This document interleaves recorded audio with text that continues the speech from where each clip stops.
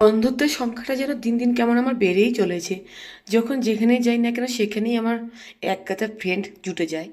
আর এমনই বন্ধুত্ব হয়ে যায় আমাদের মধ্যে, কি বলবো, মানে মনেই হয় না যে আমরা অচেনা অজানা জায়গা থেকে এসেছি বা উম, মানে হঠাৎ করে আমাদের দেখা হয়েছে, এমনটা না। তো আমার বন্ধু বান্ধবরা আগে থেকে আমাকে বলতো আর কি, যে তুই সব জায়গায় সব রকম পরিবেশে সবার সাথে মানিয়ে চলতে পারিস। কি করব, এটাই তো জীবন, দুদিনের জীবন। আমিও চাই সবার সাথে সবসময় ভালোভাবে মিশে থাকতে, সবার সাথে বন্ধুত্ব তৈরি করতে, তো আমার আরোই বেশি ভালো লাগে।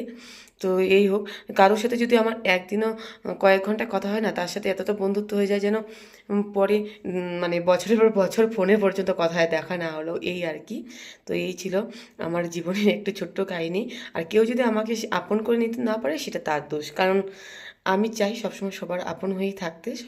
আর আমি সবথেকে বড় কথা, একটু হাসি খুশি থাকতে বেশি পছন্দ করি।